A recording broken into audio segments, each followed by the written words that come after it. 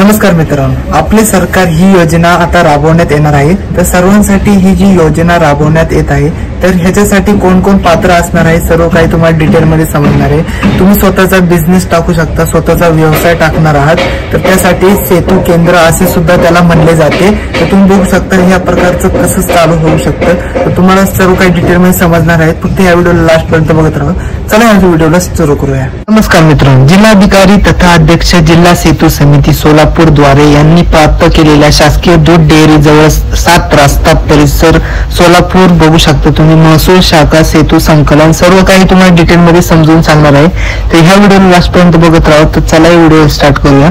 विषय माहे जुलै 2024 मध्ये सोलापूर जिल्ह्यातील रिक्त आपले सरकार सेवा केंद्राचा जाहीरनामा काढण्याबाबत एकूण 330 केंद्रे चालू झालेली आहेत। तर तुम्ही बघू शकता ह्यांच्या उपरोक्त तुम्ही सर्व विषयास अनुसरून कळविण्यात येते की माहिती व तंत्रज्ञान विज्ञान या सर्व काही जानेवारी 2018 तुम्ही बघू शकता निर्णयातील तरतुदीद्वारे सर्वांसाठी हे असलेल्या ठिकाणी आपले सरकार सेवा केंद्र स्थापन करण्याबाबत सर्व काही जाहीरनामा सिद्ध करून सर्व काही अर्ज प्राप्त करून घेतलेले आहे। सोलापूर महाराष्ट्र जी आहे समिती बघू शकता तुम्ही, इथं सही पण आहे त्यांची मनीष कुंभार।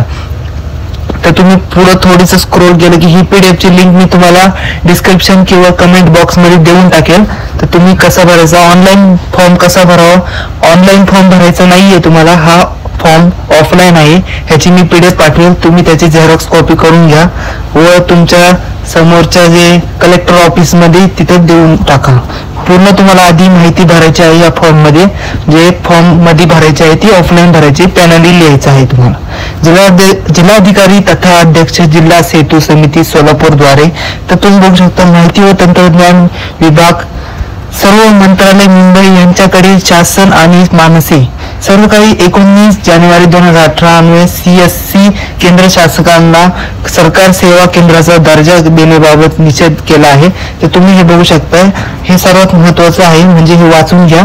अर्ज स्वीकारण्याचा कालावधी बघू शकता तुम्ही 12 ते 30 तारखेपर्यंतचा आहे। तर तुम्ही बघू शकता लवकरात लवकर अर्ज करून घ्या, कारण की बघू शकता 12 ते 30 तारखेपर्यंत अर्ज चालू आहे। तुम्ही लवकरात लवकर करून घ्या। उपरोक्त आपले सरकार सेवा केंद्राकरिता सेतू संकलन महाशाखा अधिकारी सर्व काही तुम्ही बघू शकता। शासकीय दूध डेअरी जवळ रास सगळं बघू शकता। वेळेत मूळ अर्ज प्रमाणपत्र सर्व काही देऊ शकता तुम्ही। तर तुम्ही बघू शकता स्वाक्षरांकरिता 30/8 म्हणजे बघू शकता 5 वाजेपर्यंत सक्षम जी सादर करावेत। उशिरा प्राप्त झालेल्या अर्जाचा विचार कोणत्याही परिस्थितीत केला जाणार नाही। उशिरा अर्ज करू नका, कृपया लवकर अर्ज करा। तर तुम्हाला तारीख पण त्यांनी दिलेली आहे 12 ते 30 तारखेपर्यंत तुम्ही अर्ज करू शकता। त्यांची इथं सही व शिक्का सर्व काही आहे।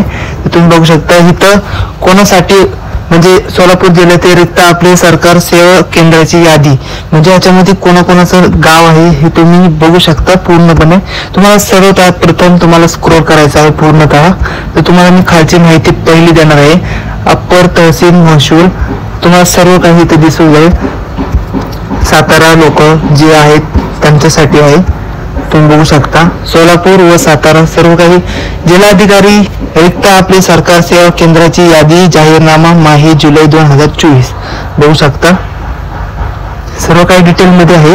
इथे तुमचं चेक करून घ्या, नाव वगैरे म्हणजे गावाचं नाव, तालुका वगैरे सर्व काही आहे इथे डिटेल मध्ये। सोलापूर जिल्ह्यातील रिक्त आपले सरकार सेवा केंद्राबाबतचा जाहीरनामा अटी व शर्ती या अटी आहेत।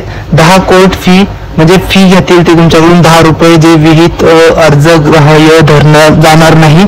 अर्ज स्वच्छ व सुंदर हस्ताक्षरात लिहावा, छान अक्षरामध्ये लिहावं, खाडाखोड न करून, म्हणजे उमेदवाराचे वय 18 वर्ष पूर्ण असणे बंधनकारक आहे। तुमचे वय 18 वर्ष पाहिजे, त्या खाली असेल तर तुम्हाला हे करू शकत नाही। उमेदवार किमान 10वी परीक्षा बोर्ड परीक्षा उत्तीर्ण झालेला पाहिजे।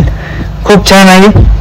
तर तुम्ही उमेदवार हा आपले सरकार व सेवा केंद्राच्या भौगोलिक क्षेत्रामध्ये महानगरपालिका, नगरपालिका, ग्रामपंचायत, स्थानिक रहिवासी असणे बंधनकारक आहे।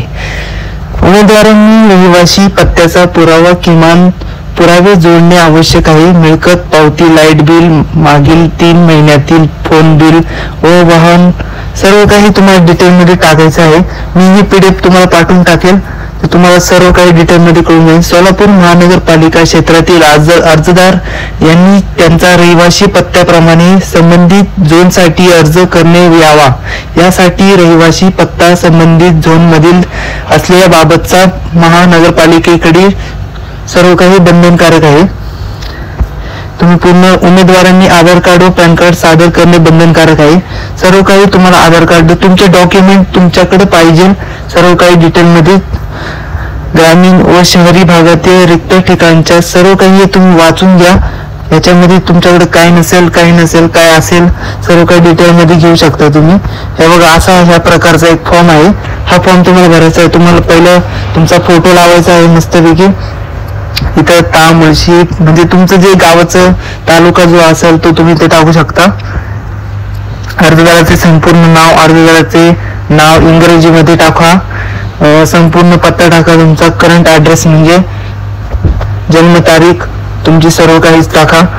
मोबाईल नंबर, सर्व आधार कार्ड, पॅन कार्ड व सर्व काही.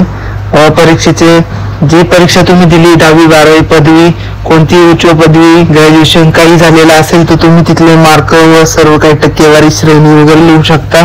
संगणकीय पात्रता म्हणजे MSCIT, CC काही कोर्स झाले आहे का ऍडव्हान्स, म्हणजे 10वी नंतर तुम्ही जे कोर्स लावता ते सर्व काही झाले आहे की हो की नाही अर्जदार, हे खाली तुम्हाला सर्व काही डिटेलमध्ये टाकायचं आहे. केंद्राची माहिती, अर्जदाराच्या नावे यापूर्वी आपले सरकार सेवा केंद्र सेतू ह्या आधी काही तुम्ही केलं असेल तर तुम्ही हे पुन्हा करू शकत नाही. मजूर केंद्राचा किस्को ID नंबर सर्व काही तुम्हाला इथे टाकायचं आहे.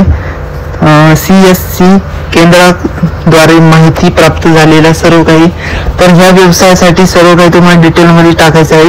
तर तुम्हाला ग्रॅज्युएशन असं काहीच नाहीये, 10वी पास असले तरी तुम्ही ह्याच्यासाठी पात्र आहात. वरील भाग क्रमांक 0.1 व 0.2 मध्ये मी लिहिलेली माहिती आणि सोबत जोडलेले कागदपत्रे पुरावे सक्षम सर्व काही बरोबर आहेत ह्याचा पुरावा आपण सादर केलेला आहे.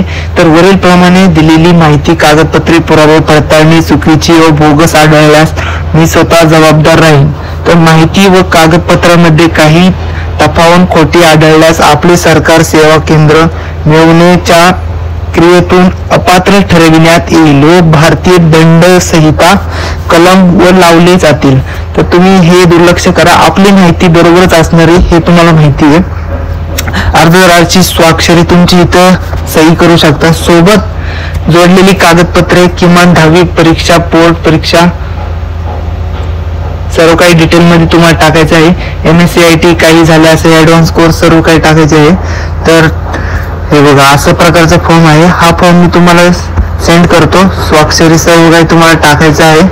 तर स्वघोषणापत्र आहे, हे तुमचं नाव वगैरे इथे टाकू शकता. सर्व काही डिटेलमध्ये तुम्हाला सांगितलेलं आहे.